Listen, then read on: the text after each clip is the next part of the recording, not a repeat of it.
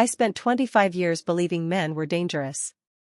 That belief shaped every decision I made, every relationship I sabotaged, every opportunity for connection I destroyed before it could begin. My name is Nicole, and 6 months ago, I got assigned a male roommate in graduate housing. I was terrified.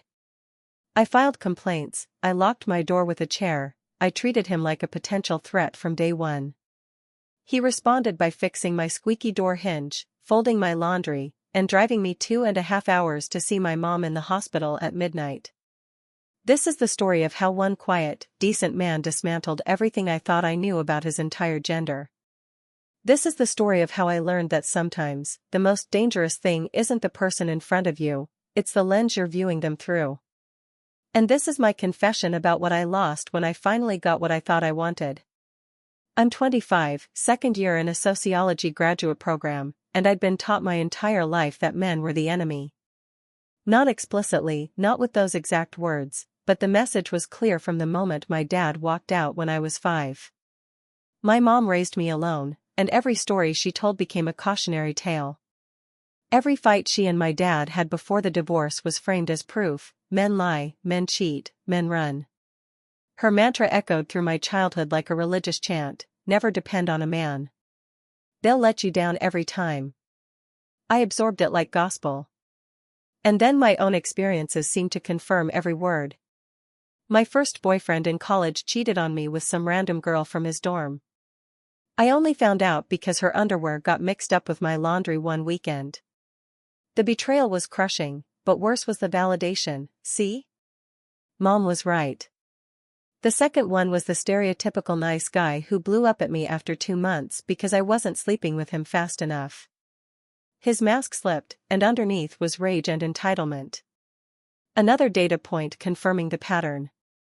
The third one ghosted me after 3 months. No explanation, no closure, just silence.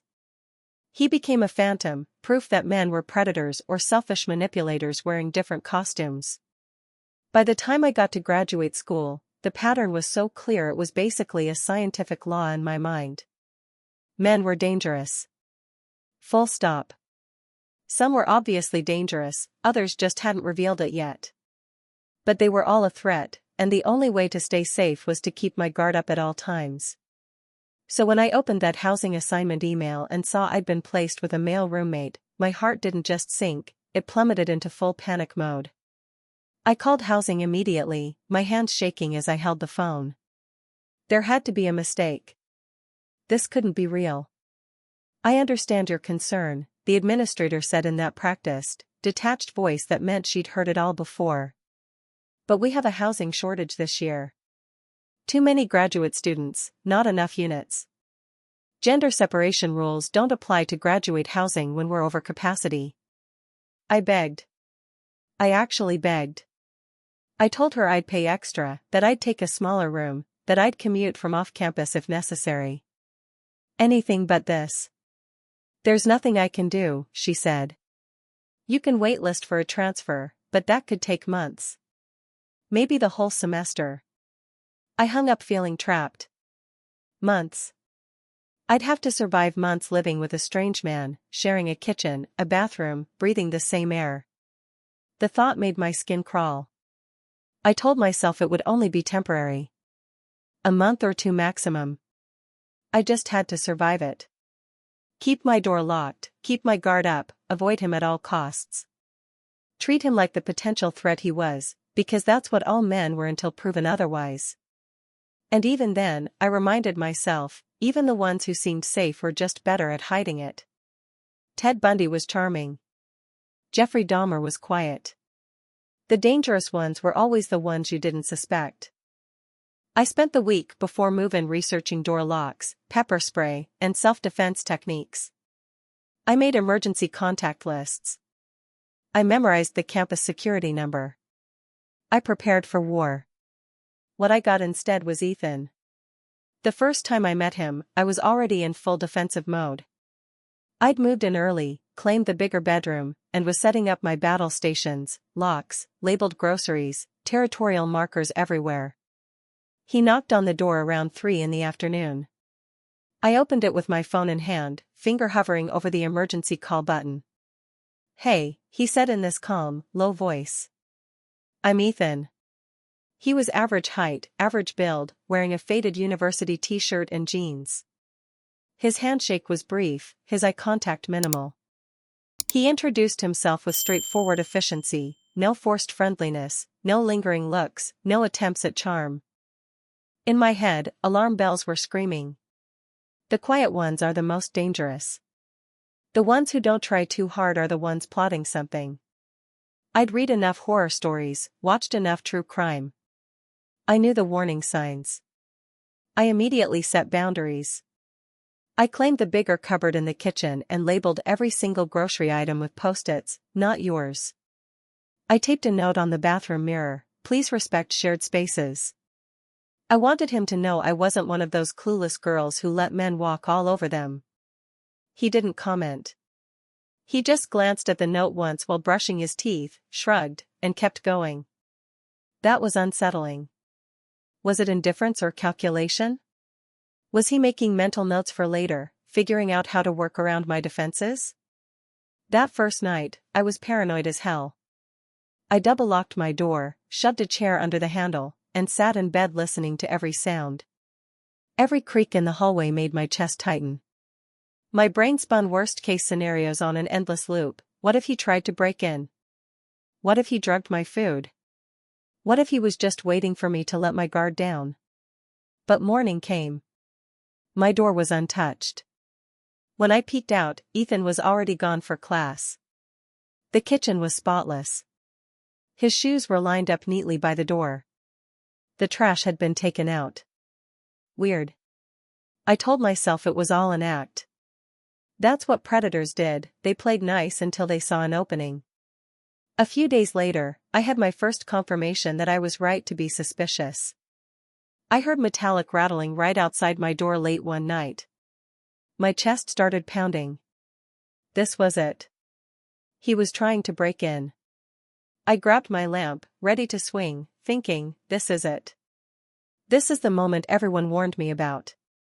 I yanked the door open, ready to scream and fight, and saw Ethan crouched down with a screwdriver. "What the hell are you doing?" I snapped, lamp raised like a weapon.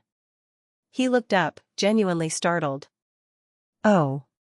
The hinge on your door squeaks." I was just tightening it. I froze, lamp in hand, face burning with embarrassment and adrenaline. He was literally fixing my door. Making it work better. Helping me. But I couldn't admit I'd overreacted. I couldn't let him see that I'd misjudged the situation. So I pivoted. "Don't sneak around my door like that," I said, trying to sound firm instead of foolish. "Yeah, sorry. Didn't mean to freak you out," he said simply. Then he stood up and walked away. No snark, no smirk, no lecture about my paranoia. Just fixed the problem and moved on. That was almost worse than if he'd made some comment, because in my head, men were supposed to fight back, push boundaries, test limits, make you defend yourself. Instead, he just respected mine without question. By the end of the first week, my brain was completely tangled. I thought I'd be dodging dirty laundry piles, wiping up after his messes, swatting away creepy remarks. Instead, Ethan was basically invisible. He went to class, came home, cooked quietly, cleaned up, and disappeared into his room. And that annoyed me more than anything, because if he wasn't doing the stereotypical guy stuff I expected, where was my proof? Where was the evidence that justified treating him like a threat? I kept telling myself it was only a matter of time. The mask always slips eventually. It had to. By the start of the second week, I had a mental list of things Ethan had done wrong. Except when I actually examined it, none of them were really wrong. They were just neutral. Normal. And that scared me more than anything. One afternoon, I came home from campus and heard the dryer running. I opened it and saw his clothes still inside, jeans, t-shirts, some gym stuff. My first thought, automatically, he expects me to move it for him. Classic male entitlement. I rolled my eyes, muttering to myself about how typical this was, and went back to my room feeling vindicated. See? They're all the same. But the next day, when I forgot my own laundry in the dryer for almost 2 hours, I came out to find it folded neatly in a basket outside my door. Every item carefully folded. Not dumped in a pile, not left wrinkled, actually folded with care. I just stood there staring at it. He didn't say a word about it. No note, no passive-aggressive comment, no "you're welcome" waiting to be acknowledged. Just did it and went on with his day. It made me irrationally angry because I couldn't figure out his angle. Was he trying to score nice guy points? Was it passive-aggressive? Who does something like that with no commentary, no expectation of recognition? Later that week, we ended up in the kitchen at the same time for the first time. I was making pasta. He was chopping vegetables. The silence was thick and awkward, every clink of knife against cutting board amplified. Then he asked, "Hey, what time do you usually cook? I can try to work around it so we're not tripping over each other." I froze. In my head, that question sounded controlling, like he was trying to schedule me, manage my movements, establish dominance. I gave him a tight smile. "You don't have to work around me. I can handle sharing a kitchen." He blinked, confused. "Okay. I just didn't want to bother you." Then he turned back to his cutting board like nothing happened. No defensiveness, no snark, no wounded male ego demanding validation. Just genuine neutrality. And somehow that irritated me even more than if he'd argued.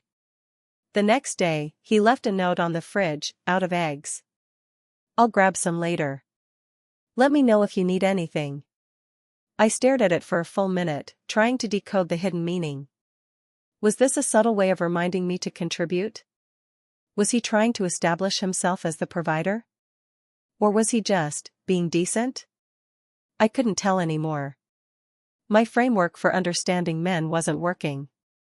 3 weeks in, something happened that would completely destabilize everything I thought I understood about gender, safety, and who shows up when it matters. It was a Thursday night. I was at the kitchen table, hunched over my laptop editing citations for a paper that was due Monday. My phone buzzed. Aunt Rachel. She never called. I answered immediately. Her voice was shaky, wrong. "Sweetheart, your mom's been in an accident." The world stopped. My stomach dropped so fast I thought I might throw up. "She's okay, stable, but they're taking her to county hospital. Might need surgery. They said if you can get there tonight, you should." My mom had been having weird spells for weeks, dizziness, fatigue. She kept brushing it off, saying she was just tired. Now this. I started shaking. I grabbed my bag, my keys, my phone, and started calling everyone. Maya, voicemail. Aaron, nothing. Jess, straight to missed call. These were my best friends. The women who'd told me 100 times, "Call me anytime. I'll always pick up." I'd believed them. When I needed them most, they were gone. I got to the third unanswered call and started crying. Not quiet tears, the kind that choke in your throat, the kind that don't feel real. That's when Ethan's door opened. He stepped out, earbuds around his neck, brows drawn in concern. "Hey, what happened?" I tried to wipe my face, but I was shaking too hard. "My mom. Car accident. She's in the hospital. County. They said she might need surgery. I don't know how to get there."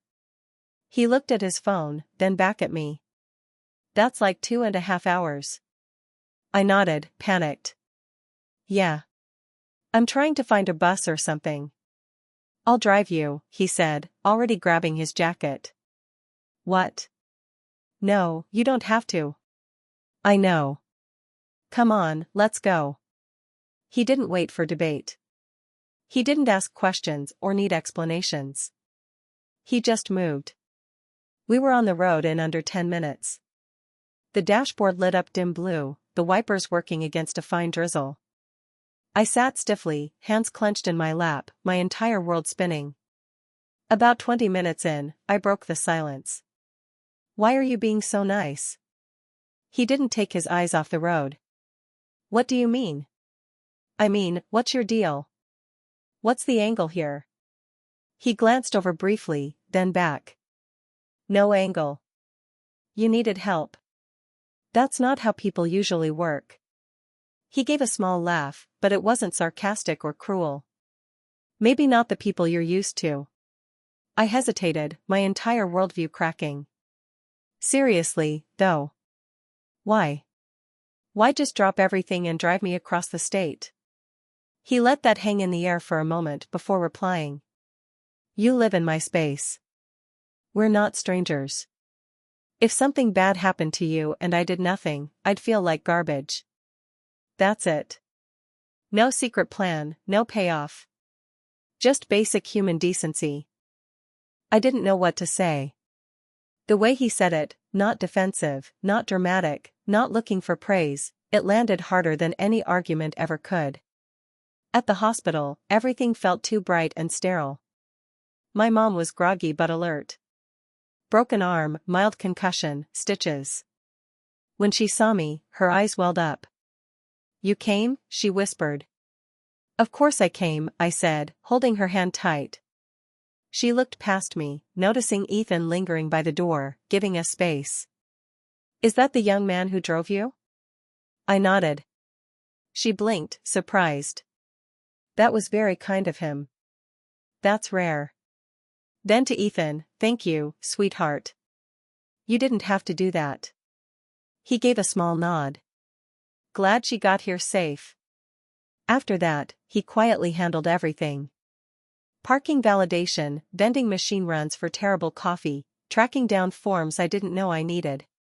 He never hovered, never made it about him. He just stayed nearby like this calm backup generator that kept everything running while I was short-circuiting. Around 2 in the morning, when my mom finally fell asleep, I sat in the waiting area completely drained. He was there too, stretched out in a chair with his jacket folded under his head. My phone buzzed.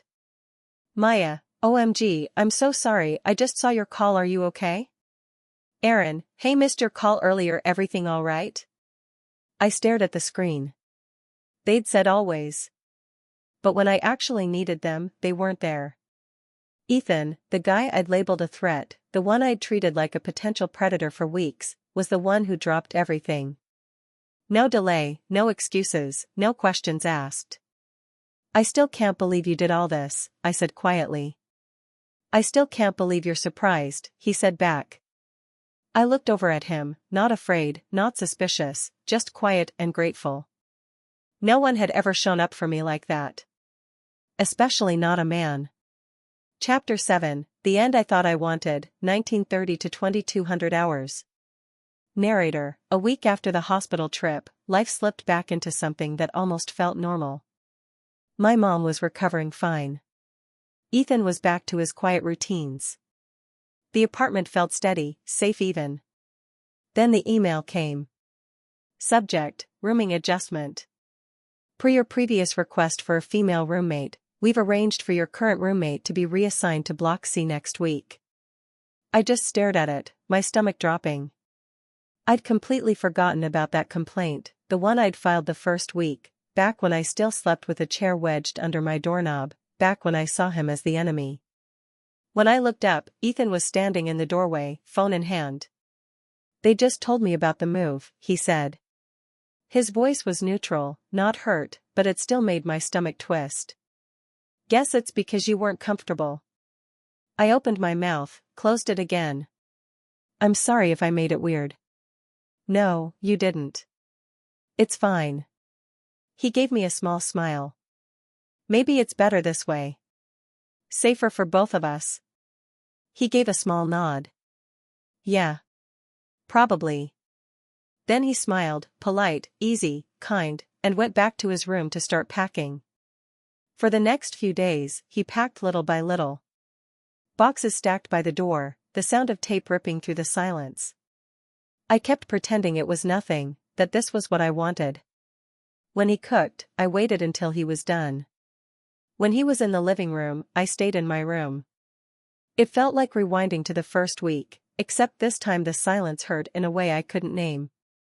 The morning he left, I found him tightening the strap on one of his boxes. "Need help?" I asked. He shook his head. "Got it. Elevator's open if you want to hold the door." I did. We rode down together in silence, and I realized I was memorizing everything, the way he stood, the quiet way he breathed, the calm that radiated from him even in awkward moments.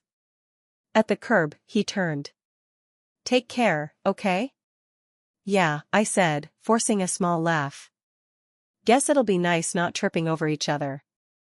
"Guess so." He smiled again, the same quiet one from day one, then lifted the box and walked away. The apartment felt wrong the moment the door shut. Too big. Too still. Too empty. His shoes weren't by the door anymore. His mug wasn't on the counter. I stood in the bathroom and saw the note I'd taped up weeks ago: "Please respect shared spaces." For some reason, it looked childish now, petty and small. I peeled it off, crumpled it, and tossed it in the trash. Back in the kitchen, I opened my phone and typed, "Thanks again for everything." A few minutes later, the screen lit up. "Ethan, anytime. Good luck this semester." That was it. Simple. Final. I set the phone down and told myself it didn't matter. He'd just been a roommate, and housing had finally done what I'd asked for from the beginning. It was supposed to feel like relief, like safety, like victory. But the place was too quiet. His side of the counter looked wrong, the shelf too bare. Everything felt hollow. I told myself it was fine, that it was safer this way. At least that's what I kept trying to believe. But late that night, sitting alone in that too quiet apartment, I realized something that broke me. I'd finally gotten exactly what I thought I wanted. And it felt like the biggest mistake I'd ever made. I'd spent my whole life being taught that men were dangerous. And when I finally met one who wasn't, who was just quietly, consistently decent, I pushed him away because I couldn't let go of the story I'd been told. The real danger wasn't Ethan. It was the lens I'd been viewing him through. The assumptions I'd made before he even had a chance. The walls I'd built that kept out not just threats, but connection, kindness, and maybe something that could have been friendship. I'd been so busy protecting myself from what men might do that I never stopped to see what this man actually did: show up, respect boundaries, fold laundry, fix hinges, drive through the night, and ask for nothing in return. Now he was gone. And I was safe. And I was alone. And I was starting to wonder if maybe, just maybe, I'd had it backwards all along. Have you ever pushed away something good because you were too afraid to believe it was real? Let me know in the comments. And if this story meant something to you, please subscribe, because sometimes the hardest stories to tell are the ones we need to hear most.